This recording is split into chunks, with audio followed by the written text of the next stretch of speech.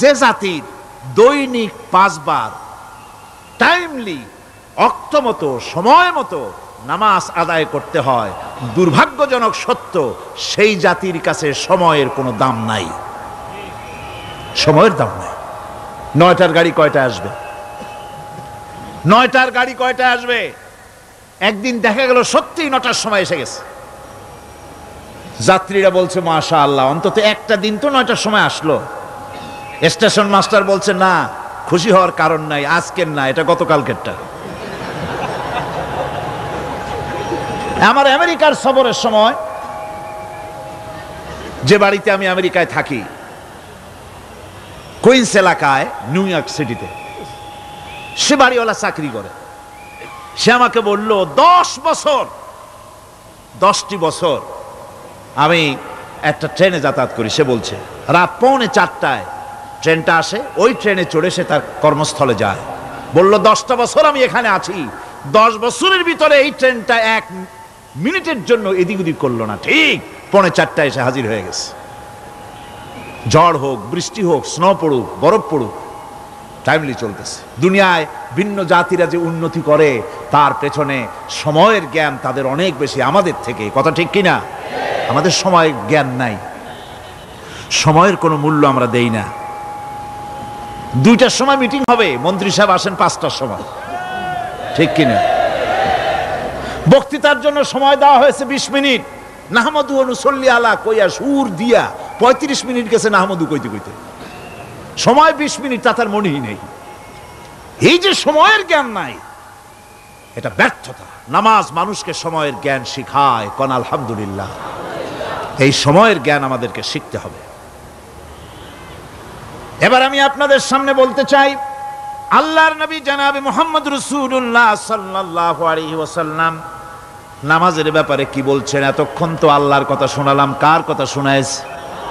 আমার আল্লাহর নবী বলেন, নবীকে প্রশ্ন করা হলো, ইয়া রাসূলুল্লাহ আইয়ু শাইইন আহাব্বু ইনদাল্লাহি ফিল ইসলাম, ইসলামের মধ্যে আল্লাহর কাছে কোন জিনিসটা বেশি প্রিয়? আল্লাহর কাছে ইসলামের কোন জিনিসটা বেশি প্রিয়? হুজুর বললেন আস-সালাতু লিওয়াক্তিহা, মান তারাকা সালাতান ফালা দীন লাহু ওয়াস-সালাতু ইমাদুদ্দিন। আল্লাহর কাছে সবচাইতে বেশি প্রিয় হচ্ছে নামাজ। সবচাইতে প্রিয় কি? নামাজ। ওয়াক্ত মতো নামাজ আদায় করা আল্লাহ পাকের বেশি প্রিয়। আর এই নামাজ হচ্ছে দ্বীনের খুঁটি। এটা দ্বীনের কি খুঁটি? এই যে খুঁটিগুলো আছে, খুঁটিগুলো ফালাই দিলে তারপর আপনার এই প্যান্ডেল থাকবে? থাকবে না। বিল্ডিং এর পিলার ভেঙে দেন, বিল্ডিং টিকবে? ঘরের খুঁটিগুলি উড়ায় ফেলেন, ঘর টিকবে? টিকবে না। দ্বীনের খুঁটি হচ্ছে নামাজ। লা দীনা লিমান লা সালাতা লাহু, যার কাছে দ্বীন নাই, যার কাছে নামাজ নাই, তার কাছে কি নাই? দ্বীন নাই, ঈমান নাই। আল্লাহর নবী বলেছেন, ওয়ান জাবিরিন রাদিয়াল্লাহু তাআলা আনহু قال قال رسول الله صلى الله عليه وسلم بين العبد وبين الكفر ترك الصلاة। আল্লাহ পাকের নবী বলেন, আল্লাহর বান্দার মুমিন, আল্লাহর বান্দার কাফের, দুইজনের মধ্যে পার্থক্য হলো যে ব্যক্তি নামাজ পড়ে সে আল্লাহর গোলাম, যে নামাজ পড়ে না সে কাফের হয়ে গেল। যে নামাজ পড়লো না সে কাফের হয়ে গেল। মান তারাকা সালাতান মুতাআম্মিদান ফাকাদ কাফারা, যে ব্যক্তি ইচ্ছে করে নামাজ ছেড়ে দিল সে কাফের হয়ে গেল। বলেন নাউযুবিল্লাহি মিন যালিক। এই জন্য নামাজ আদায় করা বাধ্যতামূলক প্রত্যেকটি মুসলমানের জন্য। রাসূল করিম সাল্লাল্লাহু আলাইহি সাল্লাম একটা দৃষ্টান্ত দিয়েছেন, কারো বাড়ির সামনে যদি একটা নাহার থাকে, একটা পুকুর থাকে, একটা খাল থাকে প্রবাহিত, এতে যদি ওই বাড়িওয়ালা দৈনিক 5 বার গোসল করে তাহলে তার গায়ে কি কোনো ময়লা থাকে? হুজুর, সাহাবীরা বললেন না হুজুর, থাকে না। হুজুর বললেন এটাই হলো নামাজের দৃষ্টান্ত। 5 ওয়াক্ত নামাজ যে আদায় করবে সে গুনাহ থেকে আল্লাহ পাক তাকে পবিত্র করে দিবেন। সুবহানাল্লাহি ওয়া বিহামদিহি। আমার ভাইয়েরা, নামাজ পড়লে পরে এক জুমা থেকে আর এক জুমা পর্যন্ত মানুষ যে সমস্ত গুনাহ করে, কবিরা গুনাহগুলি বাদে, শিরক আর কবিরা গুনাহগুলি বাদে যত গুনাহ আছে তার কাফারা হয়ে যায়। নামাজ যে সঠিকভাবে আদায় করবে, এই নামাজটা একটা কঠিন কাজ। নামাজটা কি কাজ? কে বলতেছেন এ কথা? আল্লাহ পাক। ওয়া ইন্নাহা লাকাবীরাতুন ইল্লা আলাল খাশিঈন। নামাজ একটা ভারী জিনিস, একটা কঠিন জিনিস। কাদের জন্য কঠিন নয়? যারা নাকি আল্লাহ পাককে ভয় করে। আল্লাযীনা ইয়াযুন্নুনা আন্নাহুম মুলাকু রাব্বিহিম ওয়া আন্নাহুম ইলাইহি রাজিউন। যারা নাকি একথা মনের ভিতরে ধারণা করে যে আল্লাহ রাব্বুল আলামিনের দরবারে আমার হাজির হওয়া লাগবে, মোলাকাত করা লাগবে, এই চিন্তা যারা করে তাদের জন্য নামাজ মোটেই কষ্টকর নয়, নামাজ মোটেই তাদের জন্য অসহনীয় নয়, বোঝা নয়, ভার নয়। তারা নামাজ আদায় ঠিকই করবে। এই জন্যে বিবি বাল বাচ্চা সকলকে নামাজের জন্য তাগিদ করতে হবে। যত ভাই এখানে এসেছেন নিজেরা পড়বেন, বিবি বাল বাচ্চাকে তাকিদ করবেন। আল্লাহ পাক বলছেন ওয়ানজির আশীরাতাকাল আকরাবিন, তোমার নিকটবর্তী যারা আছে তাদেরকে তুমি আল্লাহর ভয় দেখাও। নামাজের জন্য তাদেরকে বলো, আল্লাহর ভয় তাদের অন্তঃকরণের মধ্যে সৃষ্টি করে দাও। আর এই নামাজ পড়তে হবে জামাতের সাথে। নামাজ পড়তে হবে কিছুর সাথে? জামাতের সাথে। রাসূল করিম সাল্লাল্লাহু আলাইহি ওয়াসাল্লাম বলছেন, হুজুরের কাছে, আল্লাহর নবীর কাছে হযরতে আবু হুরায়রা রাদিয়াল্লাহু তাআলা আনহু হাদিসটি বর্ণনা করেছেন। হুজুরের কাছে একজন অন্ধ লোক এলো। সেই অন্ধ লোক এসে বললেন, হুজুর আমি তো চোখে দেখি না, জামাতের যে গুরুত্বের কথা আপনি বললেন, আমাকে কি রুখসত দেওয়া যায় নাকি?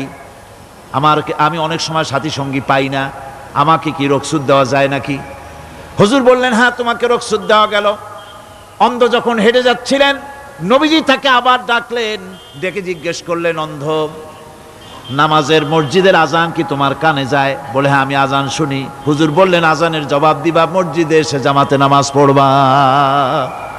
একজন অন্ধকে রুখসত দেওয়া হয় নাই। মসজিদে আজান শোনার পর ঘরে বসে যদি নামাজ আদায় করেন, নামাজের হক আদায় হবে না।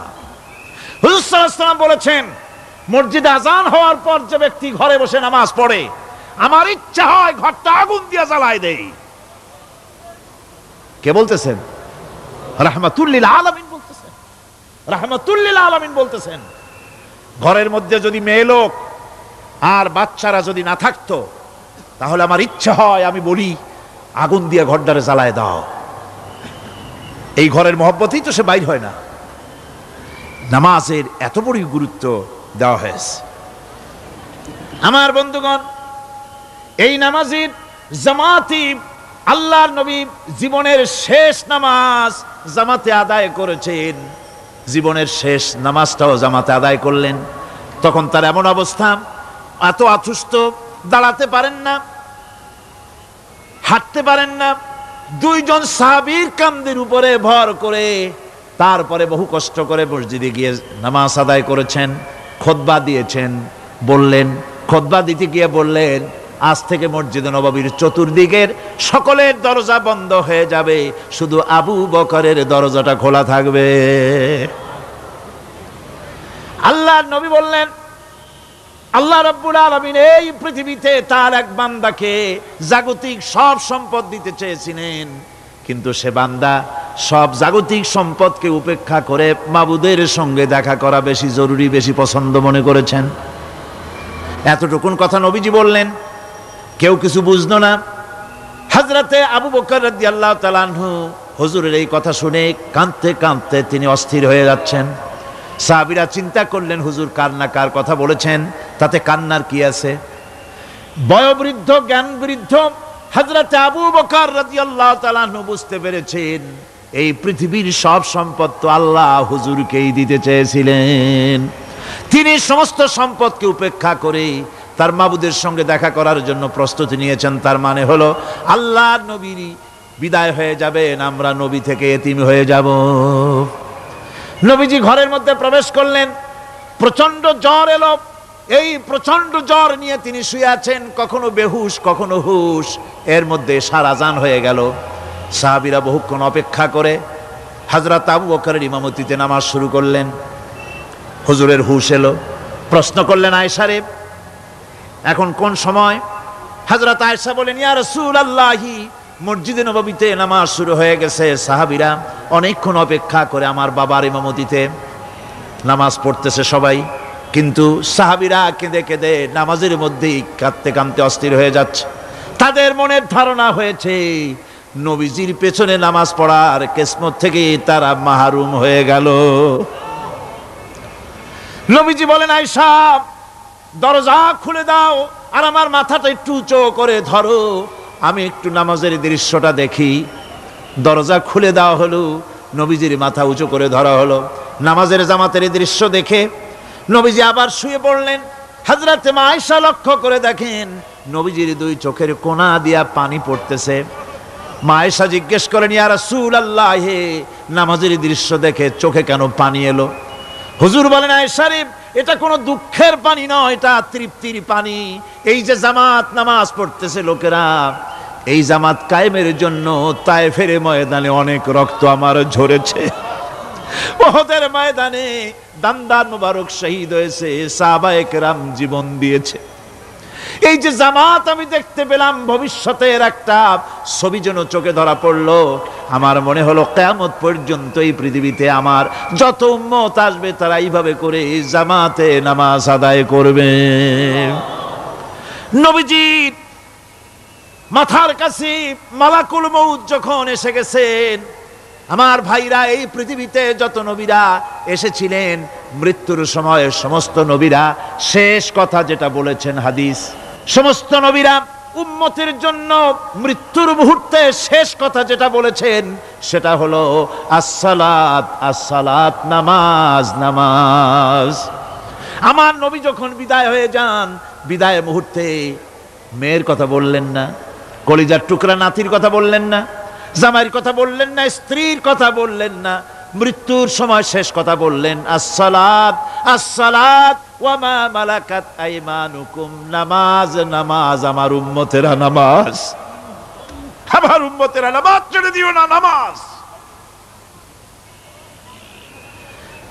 যেই নবী উম্মতের জন্য এত কাঁদলেন, নামাজের জন্য এত কথা বলে গেলেন, আল্লাহ রাব্বুল আলামিন নামাজের জন্য এত নির্দেশ করলেন, নবীজি ইন্তেকালের সময় নামাজের কথা বলে দিলেন, সেই মুসলমান আজ নামাজ আদায় করে না, নামাজ পড়ে তো নামাজ শুদ্ধ হয় না।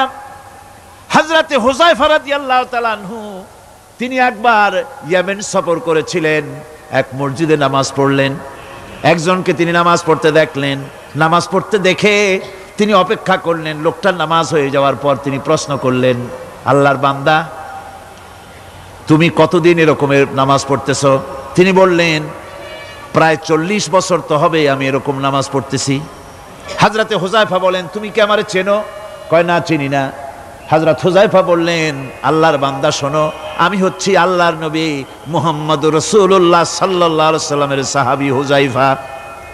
ও আল্লাহর বান্দা, তুমি যেভাবে নামাজ পড়েছো এই রকম যদি 40 বছর নামাজ পড়ে থাকো, আল্লাহর কসম করে বলি, নবীজি যে নামাজ শিখাইছেন তোমার সে নামাজ হয় নাই, রাসূলুল্লাহর নামাজ হয় নাই। নামাজ পড়লেই হবে না, রাসূলুল্লাহ বলেছেন, সাল্লু কামা রাআইতুমুনি উসাল্লি, নামাজ পড়ো সেইভাবে যেভাবে আমারে পড়তে দেখো। বিশ্বাস করুন ভাইরা, নামাজ যদি না হয়, হরতাল করিয়া, মিছিল করিয়া, বিক্ষোভ করিয়া, যে কোনো আন্দোলন করে ইসলামকে বিজয়ী করা যাবে না যতক্ষণ পর্যন্ত নামাজ সহি না হবে। নামাজ হচ্ছে ফাউন্ডেশন, নামাজ নাই কিচ্ছু নাই। ঠুকঠাক করে 2টা সেজদা দিয়ে উঠে যাবেন, আপনার ইসলামী আন্দোলনের 4 পয়সার দাম নাই। নামাজ আগে, জিহাদের ময়দানেও নামাজ, যেখানে আছেন ওখানেই নামাজ পড়তে হবে, আর তা পড়তে হবে আদবের সাথে, মুহাব্বতের সাথে। আপনারা বিরক্ত হচ্ছেন না তো?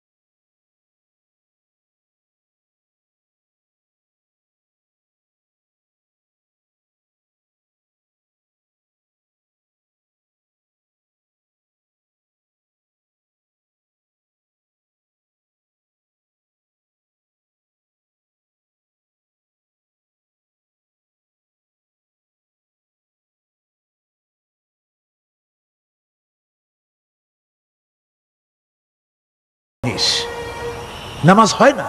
নামাজ যত পড়া হয় অধিকাংশ নামাজ হয় না। নামাজের ভিতরে তাদিল আরকান, তাদিল করা ওয়াজিব।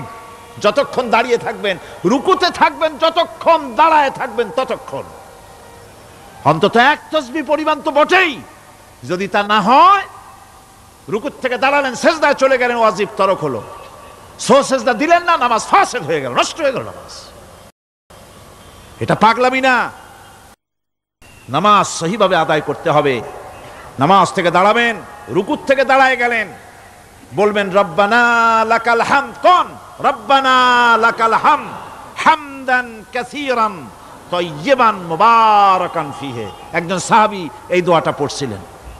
নামাজ শেষ করে আল্লাহর নবী প্রশ্ন করলেন, নামাজের ভিতরে অতিরিক্ত এই কথাগুলি কে বলেছ? সাহাবী ভয় পেয়ে গেলেন। ভয় তিনি বললেন, হুজুর আমি বলেছি। হুজুর বললেন, তুমি জানো না আমি নবী, তুমি নবী না। আমি যা দেখি তুমি দেখতে পাও না।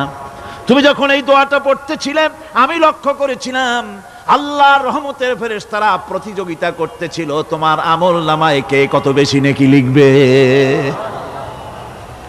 রুকুতে দাঁড়ায়া এটা পড়বেন। সেজদায় চলে যাবেন, দুই সেজদার মাঝখানে ততক্ষণ বসে থাকবেন যতক্ষণ একটা সেজদার ভিতরে ছিলেন। পড়বেন আল্লাহুম্মা গফিরলি ওয়ারহামনি ওয়াহদিনি ওয়াফিনি ওয়ারজুকনি। নামাজের মধ্যে দোয়া করতেছেন, আল্লাহ আমারে ক্ষমা করে দাও। এসব দোয়া সব হুজুরের। আমাকে ক্ষমা করো, আমাকে হেদায়েত দাও, আমাকে সুস্থ করো, আমাকে রহম করো, আমাকে রিজেক্ট দাও। কও সুবহানাল্লাহ। নামাজের ভিতরে দোয়া কবুলের সময়, নামাজের সেজদার ভিতরে দোয়া কবুল হয়। এইভাবে করে রাসূল করিম সাল্লাল্লাহু আলাইহি ওয়াসাল্লামের নামাজটা কেমন হাক্কানি উলামাদের কাছ থেকে জেনে নেবেন। যেহেতু হুজুর বলেছেন সাল্লু কামা রাআইতুমুনি উসাল্লি, নামাজ পড়ো সেইভাবে যেভাবে আমাকে পড়তে দেখো। নামাজের ভিতরে একাগ্রতা লাগবে, ভালোবাসা লাগবে, ভয় লাগবে, মুহাব্বত লাগবে। পরিপূর্ণ সময় নিয়ে শান্তিপূর্ণভাবে নামাজ পড়তে হবে। আর যত তাড়াহুড়া সব হচ্ছে নামাজের মধ্যে, ঠিক কিনা ভাইরা? রাসূল করিম সাল্লাল্লাহু আলাইহি ওয়াসাল্লামের যে নামাজ, হুজুর যেভাবে নামাজ পড়েছেন, হাদিসে যা পাওয়া যায়, হাদিসে বুখারীতে সব আছে, দেখে নেবেন, সেইভাবে নামাজটা আদায় করে নেবেন। কিয়ামতের দিন আল্লাহ রাব্বুল আলামিন সর্বপ্রথম বান্দাকে প্রশ্ন করবেন কি? বুখারী শরীফে এসেছে, আন আবি হুরায়রা রাদিয়াল্লাহু তাআলা قال سمعت رسول الله صلى الله عليه وسلم يقول إنما يحاسب به العبد يوم القيامة من عمله صلاته।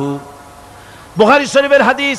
আল্লাহ রাব্বুল আলামিনের নবী বলেন, হযরত আবু হুরায়রা হাদিস খানা বর্ণনা করেছেন, তিনি বলেন যে আমি রাসূলের মুখে শুনেছি কিয়ামতের দিন আল্লাহ রাব্বুল আলামিন সর্বপ্রথম তার বান্দার কাছে প্রশ্ন করবেন, বান্দা নামাজ আদায় করেছিলি কিনা? নামাজ সর্বপ্রথম প্রশ্ন। যেরকম সর্বপ্রথম প্রশ্নটা কি? নামাজ। এই নামাজ আপনার বাচ্চাদেরকে যখন 7 বছর বয়স হবে নামাজের হুকুম করবেন। 10 বছরে নামাজ না পড়লে প্রহার করতে বলা হয়েছে। নামাজের জন্য কড়াকড়ি করতে হবে। পুরুষ নারী মেয়েদের মাসের ভিতরে কখনো কখনো তাদের যে সমস্ত মাসলা মাসাইল আছে সেই অনুযায়ী কখনো তাদের ক্ষমা আছে, বাকি তাদের নামাজ পড়তে হবে।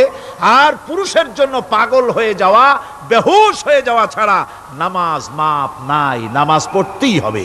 এই যে নামাজ, যে নামাজ না হলে ঈমান থাকবে না, ঈমান নষ্ট হবে, কিয়ামতে জাহান্নামে যাওয়া লাগবে, এসব কথা শোনার পর আজকের তাফসীরুল কোরআন মাহফিলে আমরা কি ওয়াদা করতে পারি যে আমরা মালাকুল মউত যতক্ষণ পর্যন্ত আমাদের মাথার কাছে না আসবে নামাজ ছেড়ে দেব না? এই ওয়াদা কি করতে পারি?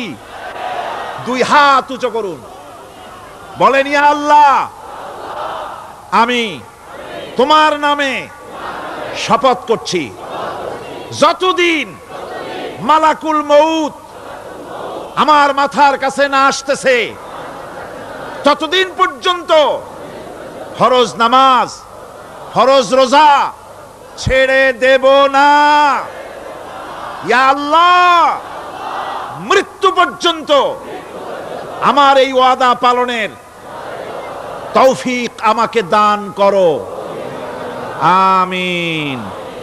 আমার বেঁচে থাকা, আমার মরে যাওয়া সব আল্লাহর জন্য। সে আল্লাহ রাব্বুল আলামিন, তার জন্য সবকিছু নিবেদিত করতে হবে। আল্লাহ পাকের গোলাম আমাদের বানিয়েছেন। আল্লাহ আমাদের গোলামি করা লাগবে। আর গোলামির নমুনা যাকাত দিয়া, হজ দিয়া, দান দিয়া, সদকা দিয়া, কোন জিনিস দিয়ে নামাজের মতো গোলামির উৎকৃষ্ট প্রমাণ বা নমুনা আর কিছুতে নাই। আমি যে গোলাম তার উৎকৃষ্ট প্রমাণ হচ্ছে নামাজ। নামাজেই একটা মানুষ গোলামির অনুভূতিতে তাকে নিয়ে যায়। বাদশাহ হোক, মন্ত্রী হোক, পীর হোক, মৌলানা হোক, মুহাদ্দিস হোক, বড় লোক হোক, গরিব হোক, পুরুষ হোক, নারী হোক, যেই হোক, নামাজে দাঁড়াইলো, একেবারে কান্ডারে ধরিয়া কানের কাছে হাত দিয়া, হাত দুটো বাঁধিয়া মাথা নিচের দিকে দিয়ে দাঁড়ায় গেল। কিসের মতো? আসামির মতো, গোলামের মতো। সুবহানাল্লাহ। এদিক ওদিক তাকাইতে পারবা না, চোখটা থাকবে সেজদা যেখানে দিবা সেখানে। তাকানো নিষেধ, সেজদার দিকে তাকাও। এরপরে যখন রুকুতে গেলেন, গোলামির নমুনা হয়ে গেল। গোলামের এরকম মাথা নিচু করে থাকতে হয় প্রভুর সামনে। গেলেন, রাজা, বাদশা, বড় লোক, সব অহংকার চূর্ণ হয়ে গেল। নাক আর কপাল দিয়া আমার মাবুদের দরবারে মাথাটা লাগাই দিলাম জমিনের উপরে। সুবহানাল্লাহ। আমি আমার ভাষায় বলি, আমি আমার ভাষায় কথাটা এভাবে বলি, এই জমিনটা যদি কাগজ হয় আর আমার নাকটার কপালটা যদি কলম হয়, তাহলে আমি যে গোলাম দৈনিক 5 বার আমার নাক আর কপাল দিয়া জমিন নামক কাগজের উপরে, দাস খতের উপরে দৈনিক 5 বার নাক আর কপাল দিয়া সই করে দেই, আল্লাহ আমি তোমার গোলাম আর কারো গোলাম নই, আমি একমাত্র তোমার গোলাম। ঘুমের থেকে উঠে সেজদা দিয়ে বলি, দুপুরের সময় কাজ ফালাইয়া আর একবার বলি, বিকেল আসার আগে আসরে আর একবার বলি, দিন যখন শেষ হয় আর একবার বলি, রাতে যখন শুতে যাই আর একবার সেজদা দিয়া ঘোষণা করি, মাবুদ আমি তোমার গোলাম। সুবহানাল্লাহ। নামাজ হচ্ছে ইসলামের গণ্ডির মধ্যে প্রবেশের প্রমাণ। কোরআনে কারীম বলছে, ফাইন তাবু ওয়া আকামুস সালাতা ওয়া আতাউজ যাকাতা ফাইখওয়ানুকুম ফিদ্দীন। সূরা তওবা এসেছে, তারা যদি তওবা করে আর নামাজ কায়েম করে, যাকাত যদি আদায় করে, তাহলে এখন তোমাদের সে দ্বীনি ভাই, এখন ভাই হয়ে গেল। একটু আগে ছিল কাফের, মুশরিক, এখন তোমার দ্বীনি ভাই। দ্বীনের গণ্ডির মধ্যে প্রবেশ করা, কলেমা পড়ার সাথে সাথেই নামাজ। নামাজ হচ্ছে দ্বীনের প্রধান গেট, দ্বীনের প্রধান তোরণ। দ্বীনের মধ্যে প্রবেশ করার জন্য এই গেট দিয়ে প্রবেশ করতে হবে। সুতরাং এই নামাজের এতই গুরুত্ব দেওয়া হয়েছে। ইসলাম যদি ক্ষমতায় আসে, আল্লাহ যেন এনে দেন, জোরে কোন আমিন। ইসলাম যদি ক্ষমতায় এসে যায়, রব্বুল আলামিন তাফসিরে মাহফিল, কোরআন সামনে নিয়া আশা করে তোমার দরবারে দোয়া করি, এই বিশাল জনসমুদ্রের দোয়া কবুল করো মাবুদ গো, এই বাংলাদেশকে ইসলামের দেশ বানাইয়া দাও।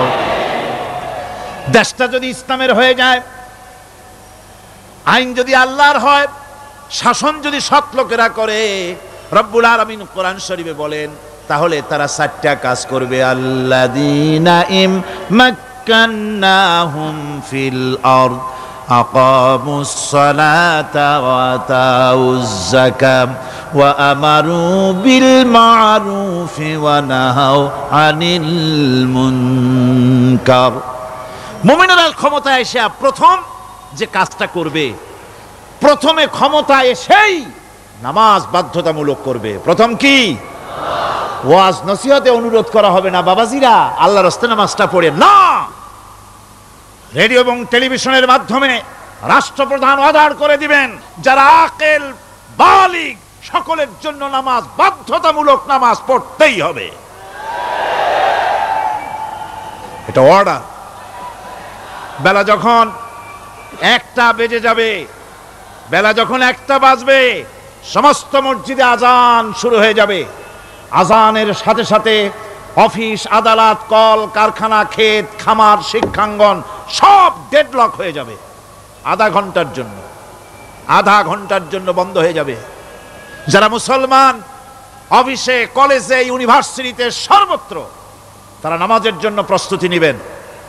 আধা ঘন্টার ভিতরে নামাজ আর খানা সেরে আবার কলেজ চলবে, বিশ্ববিদ্যালয় চলবে, কল চলবে, কারখানা চলবে, ক্যান্টনমেন্ট চলবে, সেক্রেটারিয়েট চলবে, সব আপন গতিতে চলতে থাকবে। আল্লাহর রহমত, বরকত আকাশ ফেড়ে নাজিল হয়ে যাবে। আর এই অর্ডার যে দেওয়া হবে, নামাজ পড়বেন সেখানে। থানায় যখন আজান হবে, থানায় আজান হয়ে গেছে, থানার স্টাফ, পুলিশ যারা আছে জামাতে খাড়া হয়ে যাবে, ইমামতি করবেন ওসি সাহেব। এসপির অফিসে এসপি সাহেব ইমামতি করবেন, ডিসি সাহেব তার অফিসে ইমামতি করবেন, মন্ত্রী সেক্রেটারিয়েট ইমামতি করবেন, প্রেসিডেন্ট বঙ্গভবন ইমামতি করবেন, বিশ্ববিদ্যালয়ের ভাইস চ্যান্সেলরের ইমামতিতে সে জায়গার মুসলমান ছাত্র ছাত্রী, শিক্ষক শিক্ষয়িত্রী এক জামাতে নামাজ আদায় করবে। এই যদি হয় চিত্র দেশের, অপরাধ থাকবে? থানায় ওসি সাহেব নিজেই যদি জামাতের ইমামতি করেন, এইভাবে নামাজ আদায় করেন পুলিশদের নিয়ে জামাতে, ঘুষ আর খাবে তারা? এসপি সাহেবের অফিসে, ডিসি সাহেবের অফিসে মন্ত্রীরা যদি এভাবে নামাজ কায়েম করে, তাহলে কি অন্যায় অপরাধ কিছু থাকবে সমাজে? থাকবে না। সুতরাং নামাজ বাধ্যতামূলক করে দেওয়া হবে। নামাজ বাধ্যতামূলক, সকলকে নামাজ পড়তে হবে। নামাজ হচ্ছে অপকর্মের প্রতিবন্ধক। নামাজ পড়লে অন্যায় কাজ থেকে বাঁচার পথ। অন্যায় থেকে বাঁচাই কিসে? নামাজ।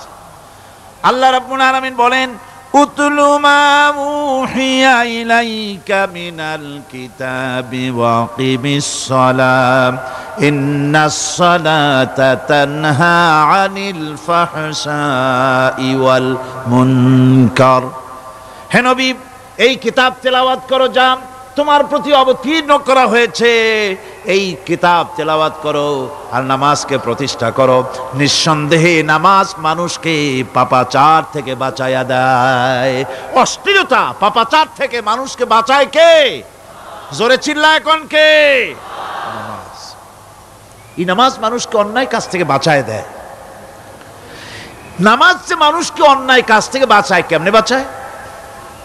আমরা যে নামাজ পড়ি, এই নামাজে তো আমাদেরকে অন্যায় কাজ থেকে বাঁচাইতে পারে না। নামাজি বহুত মানুষ আছে অন্যায় করে, করে কিনা কোন? না করে না? করে। নামাজি অথচ অন্যায় করে।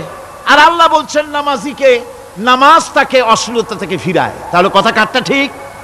আল্লাহরটা। জোরে বলেন, কারটা ঠিক? অবশ্যই আমার আল্লাহর কথা হক। আমি ভুল করতেছি, আমি যেন কোথাও ভুল করতেছি, সামথিং ইজ রং, কোথাও যেন আমরা ভুল করে বসতেছি, সেই ভুলটা কি আমরা আবিষ্কার করতে চেষ্টা করবো ইনশাআল্লাহ। প্রথম যে কথাটা সেটা হচ্ছে এই যে আমরা যা নামাজে পড়ি আমরা তা বুঝি না। কথা ঠিক কিনা? আমি যদি এখন প্রশ্ন করি সামি আল্লাহু লিমান হামিদা অর্থ কি কোন, ফার্স্ট ডিভিশনে কয়েকটা লেটার নিয়ে ফেল করবেন এরকম লোক আছেন না নাই? সুবহান রাব্বিয়াল আলা অর্থ কি জানি না, সুবহান রাব্বিয়াল আযীমের অর্থ কি জানি না, দোয়া কুনুত অর্থ কি জানি না, তাশাহুদ অর্থ কি জানি না, সূরা ফাতিহার অর্থ কি জানি না, এমন কি উযুর মধ্যে কয়টা ফরজ তাও অনেকের জানা নাই। কথা কি বেশি বললাম না ঠিক বলছি? একজনে জিজ্ঞেস করলো, মিয়া উযুতে কয় ফরজ? কয় হুজুর কি মনে করেন এটা বুঝি জানি না, এটা তো সাধারণ ব্যাপার, বলেন না কয় ফরজ? কয় উযুতে তো 17 ফরজ। কি কি? কয় হাত ধোয়া, পাও ধোয়া, মুখ ধোয়া, নাক ধোয়া, চোখ ধোয়া, জিহ্বা ধোয়া, মাথা ধোয়া। বলতে বলতে গুনে দেখা গেল প্রায় 19টার মতো বলছে। বলা হলো, মিয়া বললেন আপনি উযুতে ফরজ 17টা, কইলেন আপনি 19টা। কয় হুজুর জানি আরো, বলি না আপনাদের ভয়তে। উযু জানে না, নামাজ জানে না, তাকে এই নামাজ কেমনে ফিরাবে অন্যায় কাজ থেকে? কথা বুঝতে পেরেছেন? নামাজে আল্লাহু আকবার বললাম, এরপরে সানা পড়লাম, তারপরে সূরা ফাতিহা পড়লাম। সূরা ফাতিহার ভিতরে যে সমস্ত কথাগুলি বললাম সেই কথাগুলি বুঝি না, কি বলেছি তাও জানি না। এরপরে সুবহান রাব্বিয়াল আলা বলেছি, সুবহান রাব্বিয়াল আযীম বলেছি, সামি আল্লাহু লিমান হামিদা বলেছি। অর্থ কি জানি না। আল্লাহ তা শুনতে পান, যে ব্যক্তি আল্লাহর প্রশংসা করেন তিনি তা শুনতে পান। নামাজের মধ্যে আইডিয়া দেওয়া হচ্ছে, তুমি যে আল্লাহর জন্য নামাজ পড়তেছো, প্রশংসা করতেছো, এটা এমন নয় যে আল্লাহ পাক দেখছেন না বা শুনতেছেন না। তুমি যা বলতেছো, প্রশংসা করতেছো, আল্লাহ পাক তা শুনতে পাচ্ছেন। সামি আল্লাহু লিমান হামিদা। সুবহান রাব্বিয়াল আলা, আমি মহান সর্বশ্রেষ্ঠ আল্লাহ রাব্বুল আলামিনের পবিত্রতা ঘোষণা করছি, আমি তার প্রশংসা করছি। সূরা ফাতিহার কি আমরা বলি আপনারা ব্যাখ্যা দেখে বুঝে নিয়েন, সেগুলি আমি এখানে বলে বাকি কথা সব শেষ করতে পারবো না। নামাজে কি পড়েন সেটা যদি জানতেন, অবশ্যই আল্লাহ রাব্বুল আলামিনের কথা কার্যকরী হয়ে যেত।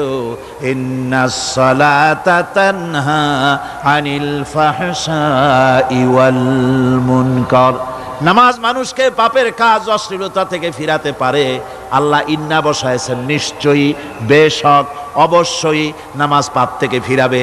কিন্তু কেমনে ফিরাবে নামাজ তো বুঝি না, নামাজ তো বুঝি না। খালি সেজদা দেয় জনমের মতো। আর সেজদা কি? নামাজে যদি দেখে ইমাম দেরি করতেছে, আত্তাহিয়াত পড়তে দেরি হয়ে যাচ্ছে, পিছন থেকে সিগন্যাল মারে, ঠিক কিনা? বেয়াদব, বেয়াদব। তোমার নামাজ, তোমার আত্তাহিয়াত আগে শেষ হয়েছে, তাতে কি হয়েছে? চুপ করে বসে থাকো। ইমামকে কাশি দিয়া সতর্ক করার অধিকার তোমার নাই। যদি ইমামকে সতর্ক করার জন্য কাশি দিয়ে থাকো, তোমার নামাজ ফাসেদ হয়ে যাবে। এটা ফাজলামি করার জায়গা না, এটা নামাজ। এর নাম কি? ধীরে সুস্থে নামাজ পড়তে হবে। অনেকে মসজিদটারে মনে করে জেলখানা। ঢুকতে যত দেরি, বেরোতে পারলে যেন বাসে যান ছটফট করে। সিনেমার মধ্যে গিয়ে ঘন্টার পর ঘন্টা বসে থাকে, খারাপ লাগে না? মসজিদে কেরাত যদি একটু লম্বা পড়ে, পিছনে বসে খালি কি যে করে মনে মনে বলতে থাকে যে ইমাম এমন কাঁচা ছাড়া ছাড়ি না। আর গান যখন শোনে, শুনতেই থাকে, কত মজা, ঘুম আসে না। নাউযুবিল্লাহ। সুতরাং নামাজে কি পড়েন সেটা আপনাকে বুঝতে হবে। সঠিকভাবে নামাজ পড়ার পরও যদি কোনো মানুষের সঠিকভাবে, ভালো করে শোনেন, সঠিকভাবে নামাজ পড়ার পরেও যদি কোনো মানুষ পাপের থেকে না ফেরে, তাহলে বুঝতে হবে একথা, পানি আর সাবান দিয়া কাপড় ধুলে কাপড়ের ময়লা যাবে, কিন্তু পানি আর সাবান দিয়া কয়লা জনমের মতো ধুইলেও কয়লার ময়লা যাবে না। কথা বুঝে আসছে? এর থেকে আর উত্তম দৃষ্টান্ত আমার কাছে নাই। নামাজ পড়ার পরেও যদি চরিত্র ভালো না হয়, বুঝতে হবে নামাজ হচ্ছে না, কাঙ্ক্ষিত মানের নামাজ আদায় হচ্ছে না। আল্লাহর নবী বলেছেন, যার নামাজ পাপ কাজ হতে ফিরাতে পারলো না, তার নামাজ নামাজি নয়। আবার শুনুন, রাসূল বলছেন, যার নামাজ তাকে পাপের কাজ থেকে ফিরাতে পারলো না, তার নামাজ নামাজ নয়। ওইটা নামাজ হয় নাই, যার জন্য তার পাপ থেকে তারে ফিরাইতে পারছে না। আর কিয়ামতের দিন বেনামাজিরা সবচাইতে বেশি অপমানিত হবে। সবচাইতে বেশি অপমানিত হবে কারা? বেনামাজিরা। কিভাবে? ইয়াউমা ইউকশাফু আন সাকিন ওয়া ইউদআউনা ইলাস সুজুদি ফালা ইস্তাতিউন। সেদিন কঠিন সময়, আল্লাহ রাব্বুল আলামিন লোকদেরকে সিজদা করার জন্য বলবেন, কিন্তু যারা বেনামাজি ছিল দুনিয়ায়, তারা সিজদা দিতে পারবে না। বলেন নাউযুবিল্লাহ। অবস্থাটা কি হবে? খাশিআতান আবসারুহুম তারহাকুহুম যিল্লাহ। তাদের দৃষ্টি নিচু হবে, লাঞ্ছনা এবং অপমান তাদের উপরে চেপে বসবে। সেজদা দিতে পারবে না। আল্লাহ আমাদেরকে ক্ষমা করুন। কিয়ামতের দিন হযরত আদম আলাইহিস সালাম থেকে শুরু করে পৃথিবীর সমস্ত মানুষের সামনে আল্লাহ রাব্বুল আলামিন সেজদা করার জন্য অর্ডার করবেন। যারা নাকি বেনামাজি ওরা আল্লাহর দরবারে সেদিন সেজদা দিতে পারবে না, লাঞ্ছিত অপমানিত হবে। জোরে কোন নাউজুবিল্লাহ।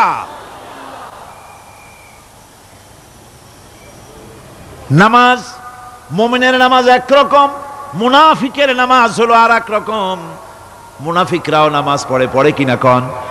মুনাফিকেরাও নামাজ পড়ে। মুনাফিকেরা যখন নামাজ পড়তে যায় আল্লাহ রাব্বুল আলামিন বলতেছেন ওয়া ইযা কামু ইলাস সালাতি কামু কুসালা। মুনাফিকেরা যখন নামাজ পড়তে দাঁড়ায়, নামাজে আসে ঠিক তারা, কিন্তু নামাজের জন্য দাঁড়ায় খুব শৈথিল্যভাবে দাঁড়ায়, কাহিলি সুস্তি, এ জায়গা চুলকায়, পায়জামা ধরে টান দেয়, টুপিটা ঘুরে আয়, এদিক ওদিক তাকায়। মুনাফিকের নামাজ দেখলেই ঠিক পাওয়া যায় যে বেটা মুনাফিক। এইভাবে সে দাঁড়ায়। তার নামাজটা কি জন্য? ইউরাউনান নাসা ওয়া লা ইয়াযকুরুনাল্লাহা ইল্লা কালিলা। তাদের নামাজ হচ্ছে মানুষকে দেখাবার নামাজ। নাউযুবিল্লাহ। এখন দেখবেন এই মৌসুম আসছে, নামাজের মৌসুম, বেনামাজিদের নামাজের মৌসুম। জনসভা হচ্ছে, নির্বাচন আসতেছে, নামাজে রক্ত হয়ে গেছে, তাড়াতাড়ি আজান হয়ে গেল, টুপি না থাকলে রুমাল একটা মাথায় দিল, উজু আছে কি না আছে, আল্লাহু আকবার, যা আছে কপালে হয়ে যাক। মানুষকে দেখাবার জন্য এরা নামাজ পড়ে। এরা আল্লাহর শরণার্থে নামাজ খুব কম লোকই করে। এরা হচ্ছে মুনাফিক। দুনিয়া এবং আখিরাতে কল্যাণের জন্য একমাত্র মাধ্যম হচ্ছে নামাজ। দুনিয়াও যদি কল্যাণ চাই, আখিরাতেও যদি কল্যাণ চাই, তাহলে এর জন্য কি করতে হবে? কি করতে হবে? আমার কথা নয়, আল্লাহ রাব্বুল আলামিনের কথা শুনুন। রব্বুল আলামিন বলেন ক্বাদ আফলাহাল মুমিনুন আল্লাযীনা হুম ফি সালাতিহিম খাশিউন ওয়াল্লাযীনা হুম লিয-যাকাতি ফাঈলুন ওয়াল্লাযীনা হুম লিফুরুজিহিম হাফিজুন। নিশ্চিতভাবে সেই সব মুমিন কল্যাণ লাভ করবে, নিশ্চিতভাবে। তারা হচ্ছে ওই সব লোক যারা নিজেদের নামাজ ভীতি মিশ্রিত বিনয়ভাবে, ভীতি মিশ্রিত অবস্থায় বিনয়ের সাথে যারা নামাজ আদায় করে, যারা বেহুদা কাজ থেকে বিরত থাকে, যারা যাকাতের পন্থায় কর্মতৎপর হয়, আর যারা নিজের লজ্জাস্থানকে হেফাজত করে। এরপরে আল্লাহ পাক বলেন ওয়াল্লাযীনা হুম লিআমানাতিহিম ওয়া আহদিহিম রাউন ওয়াল্লাযীনা আলা সালাওয়াতিহিম ইউহাফিজুন ওয়াল্লাযীনা আলা সালাতিহিম হাফিজুন। আর যারা তাদের আমানতকে পূর্ণ করে, আমানত এবং তাদের ওয়াদা চুক্তি পূর্ণ করে, এবং যারা নিজেদের নামাজ সমূহকে পূর্ণভাবে হক আদায় করে নামাজ পড়ে, নামাজের যারা হেফাজত করে, এরা কারা? এরা হচ্ছে উলাইকা হুমুল ওয়ারিসুন আল্লাযীনা ইয়ারিসুনাল ফিরদাউসা হুম ফিহা খালিদুন। এরা হচ্ছে সেই সব লোক, এরা উত্তরাধিকার হচ্ছে জান্নাতের উত্তরাধিকার, জান্নাতুল ফিরদাউসে আল্লাহ রাব্বুল আলামিন এই গুণ বিশিষ্ট লোকদের জন্য জায়গা করে দিবেন। জোরে কোন সুবহানাল্লাহ। নামাজকে পড়তে বলা হয়নি, কোরআন শরীফে বলা হয়েছে নামাজ কায়েম করো। কি বলা হয়েছে কন্ত দেখি? নামাজ কায়েম করো, নামাজ পড়ো। এই কথা কিন্তু কোরআন শরীফে কোনো জায়গায় আছে নাকি? এখন কায়েম করা কারে বলে? একটা গুরুত্বপূর্ণ আরেকটি বিষয়। নামাজ কায়েম করতে বলা হয়েছে। কায়েম কি? কায়েমটা হচ্ছে দৃষ্টান্ত স্বরূপ বলা যায় যে জিনিসটা সমাজে প্রতিষ্ঠিত আছে ওইটারে বলে কায়েম হওয়া, আর যেটা প্রতিষ্ঠিত নাই ওটা কায়েম নাই। কায়েম মানেই হলো প্রতিষ্ঠিত থাকা। যেমন আমাদের দেশে, আমাদের সমাজে নারী পুরুষ শিশু বৃদ্ধ সকলেই কাপড় পরা, শাড়ি পরা, লুঙ্গি পরা, এই কাপড় পরাটা কায়েম আছে, প্রতিষ্ঠিত আছে না নাই? যার কারণে কাপড় পরা সমাজে কায়েম আছে বলে উলঙ্গ মানুষ সমাজে খুঁজে পাওয়া যায় না, পাগল ছাড়া, ঠিক কিনা? একটা বাচ্চাকেও যদি উলঙ্গ হতে বলেন এখানে 5 বছর 6 বছরের একটা বাচ্চাকেও, সে কিন্তু রাজি হবে না, ঠিক কিনা? যেহেতু কাপড় পরা সমাজে প্রতিষ্ঠিত আছে সেহেতু উলঙ্গ মানুষ পাওয়া যায় না, কাপড় পরাটাই এখানে প্রতিষ্ঠিত। সুতরাং এখন অবস্থাটা এই হয়েছে, কাপড় পরা প্রতিষ্ঠিত আছে বলে কোন উলঙ্গ মানুষ এসে যদি এই মঞ্চে দাঁড়ায় আর বলে আমাকে একটু বক্তৃতা করতে দেন, আপনারা কি করবেন? মঞ্চে তো উঠতেই দিবেন না। উলঙ্গ মানুষ যদি কোনো চাকরি নিতে যায় ইন্টারভিউতে, তাকে লাইনে দাঁড়াইতে দেবে? দেবে না। এমনকি উলঙ্গ হয়ে যদি বাড়িতে প্রবেশ করে তার বউও দূর দূর করে তাড়ায় দেবে, ঠিক কিনা? যেহেতু সমাজের ভিতরে কাপড় প্রতিষ্ঠিত আছে সেই জন্য এই উলঙ্গ মানুষ পাওয়া যায় না। অনুরূপভাবে নামাজ যদি প্রতিষ্ঠিত হতো সমাজের ভিতরে, তাহলে বেনামাজি খুঁজে পাওয়া যেত না। চাকরি করতে গেলে সেখানে নামাজ মানদণ্ড হয়ে যেত, নামাজ পড়ে কিনা তা দেখে নেওয়া হতো, বেনামাজি লোক পাওয়াই যেত না যদি প্রতিষ্ঠিত থাকতো। প্রথম প্রশ্নই হতো তুমি নামাজ পড়ো কিনা। ইলেকশনে যদি একজন উলঙ্গ মানুষ এসে দাঁড়ায়, ভাইরা এবার আমার বোতল মার্কা বাক্স, উলঙ্গ মানুষ এসে ভোটে দাঁড়াইছে, আপনারা ভোট দিবেন? দিবেন। ওইটা কাপড় প্রতিষ্ঠিত আছে বলে, লুঙ্গি প্রতিষ্ঠিত সমাজে আছে বলে উলঙ্গ মানুষকে আপনি ভোট দিবেন না। নামাজ যদি প্রতিষ্ঠিত থাকতো সমাজে, বেনামাজি মানুষ যদি এসে মঞ্চে দাঁড়ায়া যতই বলতো আমি ক্ষমতায় গেলে এই করব সেই করব, নামাজ প্রতিষ্ঠিত থাকলে পরে বেনামাজিরে কেউ ভোট দিত না। নামাজ যদি প্রতিষ্ঠিত থাকতো তাহলে অফিসের অফিসার তো দূরের কথা, বেনামাজি অফিসের ঝাড়ুদারের চাকরিও তার কিসমতে জুটতো না যদি নামাজ প্রতিষ্ঠিত থাকতো। এর নাম হলো নামাজ কায়েম হওয়া। নামাজ কায়েম থাকলে এই অবস্থার সৃষ্টি হতো। এই জন্য আল্লাহ পাক বলেছেন নামাজকে কায়েম করতে হবে। নামাজ হবে সব ভালো কাজের মানদণ্ড। সমস্ত ভালো কাজের মানদণ্ড কি? নামাজ। নামাজ আমাদেরকে বড় রকমের শিক্ষা দেয়। কি শিক্ষা দেয়? নামাজ আমাদের শিখায় ঐক্য আর ভ্রাতৃত্ব, ভ্রাতৃত্বের আর ঐক্যের শিক্ষা দেয়। এক নেতার আনুগত্য করা শিখায়। জামাত যত বড় হোক, ইমাম হবে কয়জন? একজন ইমাম হবে। আর এই ইমাম মানে কি? নেতা। ইমাম মানে কি? নেতা নির্বাচন শিখায় নামাজে। নেতা নির্বাচন কে শিখায়? নামাজ শিখায়। বোঝেন খুব ভালো করে। কিভাবে? মনে করুন চট্টগ্রাম শাহী মসজিদে ইমাম প্রয়োজন। এখন সেই ইমাম নেওয়ার জন্য ইন্টারভিউ কল করা হলো, বিজ্ঞাপন দেওয়া হলো পত্রিকায়। অনেক আলেম আসলেন। ইন্টারভিউ বোর্ডে যারা বসলেন তারা ইন্টারভিউটা কিভাবে নেবেন? যার মাথার চুল লম্বা বেশি তার ইমামতি দেওয়া হবে, যার লুঙ্গিটা পায়ের গিরার তলে তারে দেওয়া হবে, যার মোষটা মুখের মধ্যে গিয়া ঢুকছে, হাসি দিলে বুঝাই যায় না হাসে না কান্দে, তারে দিবে। দাড়িগুলা কামাইছে তারে দেবে। সিগারেট খায় বা অবশ্য চট্টগ্রাম আর সিলেটে সিগারেটের ফতোয়া ভিন্ন রকম। বরিশালে আমি যেখানে জন্মগ্রহণ করেছি, আমার এলাকায় কোনো আলেম যদি সিগারেট খায়, মসজিদের ইমাম তো ভালো, মসজিদ ঝাড়ু দিতেও ঢুকতে দেবে না মসজিদে। এটা এই এলাকার এক রকমের কায়দা। আমি এটার ব্যাপারে কথা নাইবা বললাম। তো আপনারা খুঁজে দেখবেন সে সিনেমা দেখে নাকি, মিথ্যা কথা বলে নাকি, বউ পর্দায় থাকে নাকি। এগুলি মাইক্রোস্কোপ যন্ত্র দিয়ে ইমামের মাথা থেকে পা পর্যন্ত দেখবেন কিনা কন? আচ্ছা এবার কন তো দেখি, এই ইমাম সাহেব ইমামতি করবে কতজন লোকের? 500, 1000। শাহী মসজিদে ধরেন 5000 লোক হইল। 5000 লোক, 5000 লোকের ইমাম নির্বাচনের সময় পা থেকে শুরু করে মাথা পর্যন্ত দেখেন, এমনকি বউ পর্যন্ত। বৌমনি আনিয়ে দেখেন না, পর্দায় থাকে কিনা এইটা আপনারা দেখেন, ঠিক কিনা? এ খবরটা নেন। 5,000 লোকের একটা ইমাম বানাতে গিয়ে মাইক্রোস্কোপ যন্ত্র দিয়ে দেখেন মোষ কেমন, দাড়ি কেমন, চুল কেমন, পাও কেমন, হাত কেমন, হাতে নখ লম্বা কিনা, দাঁতে ছাতা কিনা, বউ পর্দায় থাকে কিনা, মিথ্যা কথা কয় কিনা, এত দেখেন।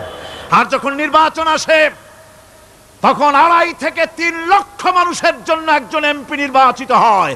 সেই ইমামকে বাছাই করার জন্য নামাজ পড়ে কিনা, জিনাকার কিনা, মদখোর কিনা, সুদখোর কিনা, ঘুষখোর কিনা, বদমাশ কিনা বাছাই করা হয় না।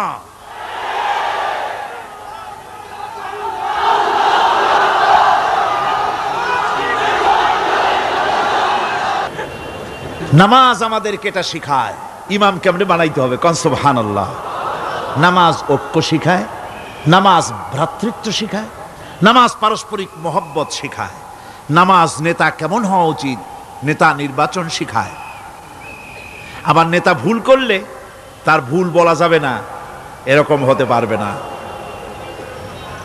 নামাজের ভিতরে ইমাম যদি ভুল করলেন, আপনি লোকমা দিবেন, সুবহানাল্লাহ, আল্লাহু আকবার বলবেন। যদি তিনি সংশোধন না হলেন আবার দেন, তাতেও সংশোধন হলো না আবার দেন।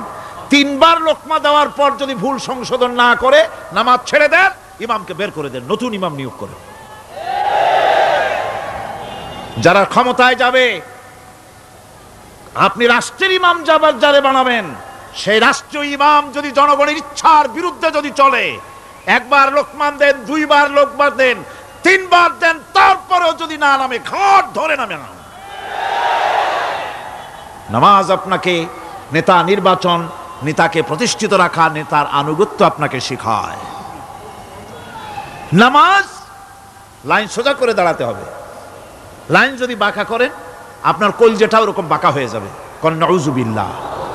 নামাজের কাতারে যার কারণে নামাজের কাতার বাঁকা হবে, পুরা কাতারের জন্য আল্লাহর কাছে ওই লোকটা দায়ী হয়ে যাবে। নামাজ শৃঙ্খলা শিখায়। সুবহানাল্লাহ কইতে ইচ্ছা করে না? নামাজ শৃঙ্খলা শিখায়, শৃঙ্খলা বোধ শিখায়, সোজা হয়ে দাঁড়ায়। তারপরে ঐক্য এবং মহব্বত শিখায়। নামাজের ভিতরে যখন দাঁড়ায় গেলেন, আমির দাঁড়ালো, ফকির দাঁড়ালো, মন্ত্রী দাঁড়ালো, তার ড্রাইভারও দাঁড়ায় গেল, একই কাতারে দাঁড়ায় গেছে। নামাজ পড়তে গিয়ে ড্রাইভারের পাও গিয়ে লেগেছে মন্ত্রীর গায়ে। নামাজ শেষ হওয়ার পর মন্ত্রীর বাবার ক্ষমতা নাই এ কথা বলার যে, বেটা ড্রাইভার সলিমুদ্দি, তোর পাও লেগেছে আমার পায়ে, তোর চাকরি সুদ্ধা দোজকে পাঠায় দেব। পারবে বলতে? পারবে না। মিয়া মন্ত্রী সাহেব, এটা তোমার সেক্রেটারিয়েট না, এটা আল্লাহর ঘর। এটা কার ঘর? এক হি সব মে খড়ে হো গয়ে মাহমুদ ও আয়াজ, এক হি সব মে খড়ে হো গয়ে महमूद आयाज, न कोई बंदा रहा न कोई बंदा नवाज। একই কাতারে দাঁড়িয়ে গেছে সম্রাট মাহমুদ আর চাকর আয়াজ। এখন সম্রাট মাহমুদও নাই, চাকর আয়াজও নাই, সম্রাট আর চাকর দুজনই আল্লাহ পাকের গোলাম হয়ে গিয়েছে। তুমি মসজিদে এসেছো, তুমি আল্লাহর গোলাম। কার গোলাম? আল্লাহ পাকের গোলাম। এই জিনিস শিখায় নামাজ। নামাজ শিখায় মানুষকে পাঞ্চুয়ালিটি, নিয়মানুবর্তিতা, সময়ের জ্ঞান শিখায় নামাজ। নামাজ মানুষে কি শিখায়? আল্লাহ রাব্বুল আলামিন বলছেন, ইন্নাস সালাতা কানাত আলাল মুমিনিনা